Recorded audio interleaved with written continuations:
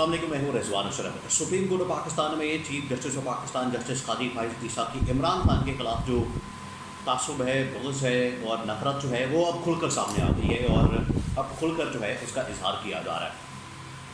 काजी फाइज ईसा के सामने इमरान खान और PTI के मतलब बहुत सारे मुकदमात हैं, बहुत सारे केसेस लगे हैं और इमरान खान तो खुद बजाते खुद जो है वो इस बात का इजहार कर चुका है कि जितने मुकदमात हैं काजी फाइज ईसा की अदालत के अंदर लगने चाहिए, काजी फाइज ईसा की अदालत के अंदर आने चाहिए। और इमरान खान ने खुद इस बात की इस्तदा की थी। इमरान खान जब नैब लॉज के हवाले से अदालत के अंदर पेश होते थे वीडियो लिंक के थ्रू अडियाला जेल में, तो इमरान खान खुद कहता था कि काजी फाइज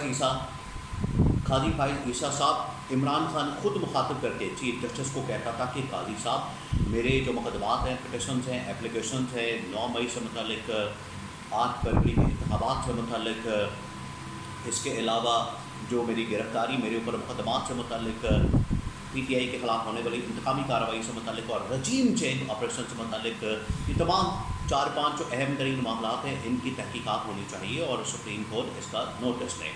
इमरान खान को एतमाद का इजहार कर रहा था काजी फाइज ईसा के ऊपर, लेकिन इमरान खान को क्या पता था कि काजी फाइज ईसा के दिल और दिमाग के अंदर क्या चल रहा है।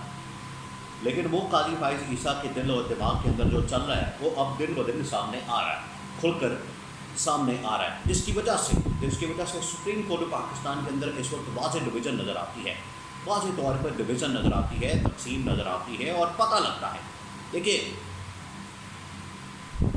जो इस तरह की इंसाफ की जो सबसे बड़ी पोजीशन है, सबसे टॉप की पोजीशन है, उसका तो ये तकाजा बनता है, उसकी तो ये रिक्वायरमेंट है, उसकी ये उसका फ़र्ज़ है, उसके ऊपर ये जिम्मेदारी है कि वो इंसाफ से काम ले, अदल से काम ले, वो इंसाफ करे, अदल करे, इंसाफ के तकाज़े पूरे करे, ना कि इंसाफ का कत्ल करे और इंसाफ की धज्जियाँ उड़ाए, आइन और कानून की धज्जियाँ उड़ाए।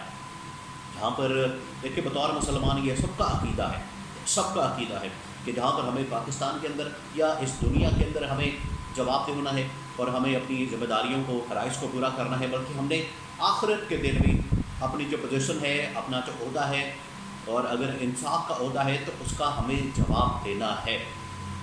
ये तो बतौर इस्लाम, बतौर मुसलमान जो है हम सबका इसके ऊपर ईमान है, ये हमारे ईमान का हिस्सा है।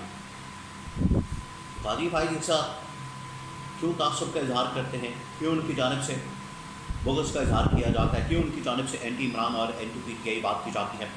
बहुत अहम तरीन मामला पेश आया सुप्रीम कोर्ट ऑफ पाकिस्तान में कल के रोज़, जब वहाँ पर इलेक्शन ट्रिब्यूनल से मुतालिक इलेक्शन कमीशन ऑफ पाकिस्तान की दरख्वास्त थी, इलेक्शन ट्रिब्यूनल से मुतालिक, इलेक्शन ट्रिब्यूनल्स की तैनाती के मुतालिक उसके ऊपर जो है, जो इमरान खान के ख़िलाफ़, PTI के ख़िलाफ़ फ़ैसला दिया गया और इलेक्शन कमीशन ऑफ पाकिस्तान के हक़ में फ़ैसला दिया गया। फिर वो देखिए, वो बात क्यों ना की जाए, फिर वो बात सामने आ जाती है, फिर वो मामला सामने आ जाता है, फिर वो जो पिंडी का कमिश्नर था लियाकत चट्टा, उसका जो बयान है, उसकी जो प्रेस कॉन्फ्रेंस है, उसकी जो बातें हैं, उसके जो इंकशाफात हैं, वो सामने आ जाते हैं कि 8 फरवरी 2024 के इंतखाबात के अंदर चीफ जस्टिस ऑफ पाकिस्तान और चीफ इलेक्शन कमिश्नर का हाथ है, धांधली है। आप खोलें इस केस को, पीछे दोनों शख्सियात आपको मिलेगी। और देखिए, यहाँ पर जब भी इलेक्शन का मामला होगा, इलेक्शन ट्रिब्यूनल्स का हो, मखसूस नशस्तों का हो, बल्ले के निशान से महरूम करने का हो, जब भी इलेक्शन का मामला होगा, काजी फाइज ईसा हमेशा इलेक्शन कमीशन ऑफ पाकिस्तान को प्रोटेक्ट करते हुए, उसको तहफ़्फ़ुज़ देते हुए, उसको आईनी कानूनी तौर पर कोई कवर देते हुए नज़र आएंगे। लाहौर हाई कोर्ट की जानिब से जो चीफ जस्टिस थे यहाँ पर, जस्टिस शहजाद मलिक, उनकी जानिब से लाहौर हाई कोर्ट की, जब वो चीफ जस्टिस थे लाहौर में, तो उनकी जानिब से इलेक्शन ट्रिब्यूनल्स, आपको पता है कि पंजाब के अंदर इतने हल्के हैं, उन हल्कों की तहकीकात के लिए, उन हल्कों की जो पिटिशन्स हैं उनको सुनने के लिए इतने सारे जजेस चाहिए थे, इलेक्शन ट्रिब्यूनल चाहिए थे।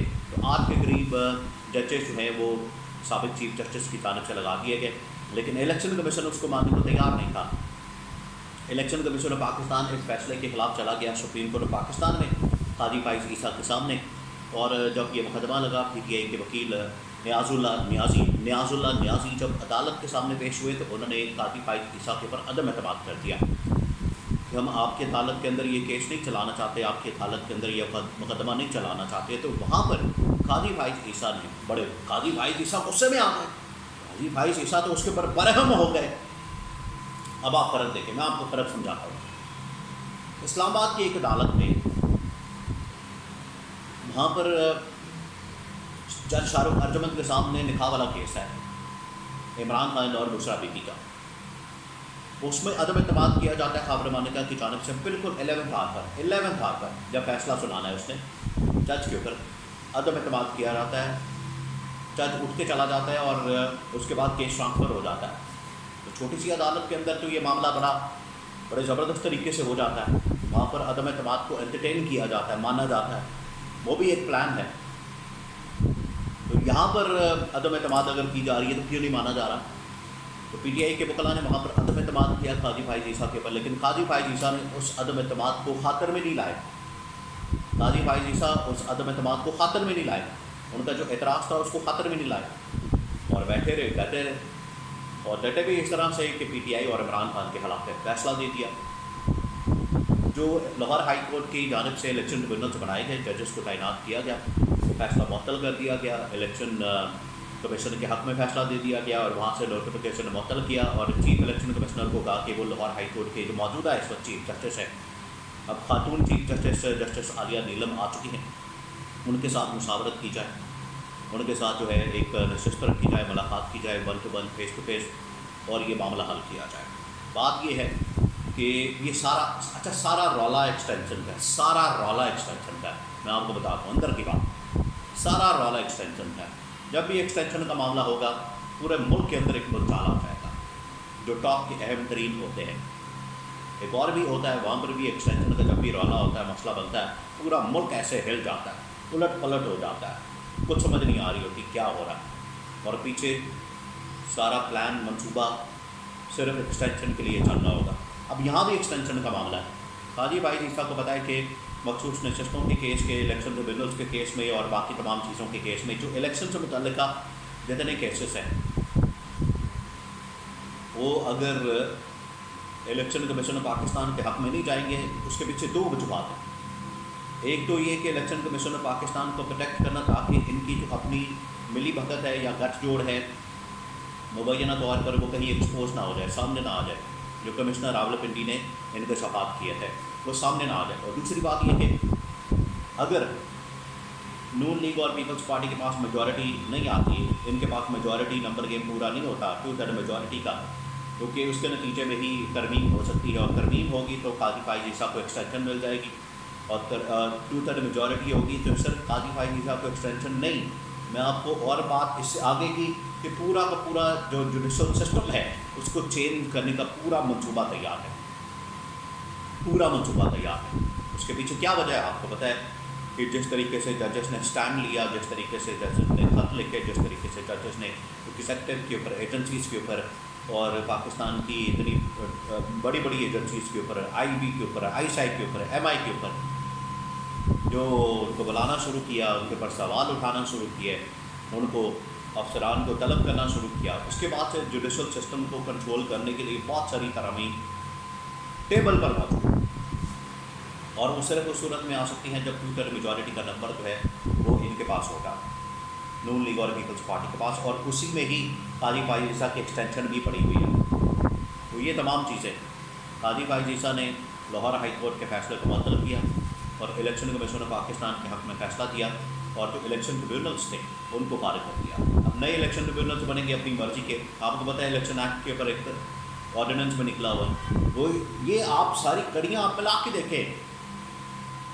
اسلام آباد کے اندر بھی جو 3 حلقوں کا کیس ہے، وہ جسٹس طارق محمود جہانگیری کو ہٹایا کس مقصد کے لیے گیا تھا؟ جب ان کو الیکشن ٹریبیونل کا سربراہ بنایا گیا، جسٹس طارق محمود جہانگیری اتنے اپ رائٹ جج کو، انہوں نے جب منگوائے فارم 45 فارم 45، ان کے پاس ہوتے نہیں. اصل مسئلہ فارم 45 کا ہے، الیکشن کے اندر دھاندلی کیا ہے. تو وہ 3 جو امیدوار نون لیگ کے تھے، انہوں نے الیکشن کمیشن کے اندر درخواست ڈالی، وہ ٹریبیونل ہی انہوں نے اڑا دیا. یہ ہے ڈالا اور الیکشن ایکٹ کے اندر جو آرڈیننس نکالا تھا اس کے مطابق انہوں نے وہاں پر ایک ریٹائر جج لگا دیا. ادھر بھی کچھ ایسے ہی کرنے کا پلان ہے. میں آپ کو پہلے بتا دوں یہ سارا گیم پلان منصوبہ سازش اصل میں اس وجہ سے ہے کہ الیکشن کی دھاندلی کو کسی طرح سے چھپایا جائے، کیونکہ عمران خان کے خلاف کی گئی، پی ٹی آئی کے خلاف کی گئی، اور حقائق جو ہیں قوم کے سامنے نہ آ سکے. اور اس کے پیچھے جو چہرے ہیں اب آپ ان کو پہچان سکتے ہیں، وہ خود بخود بے نقاب ہو گئے.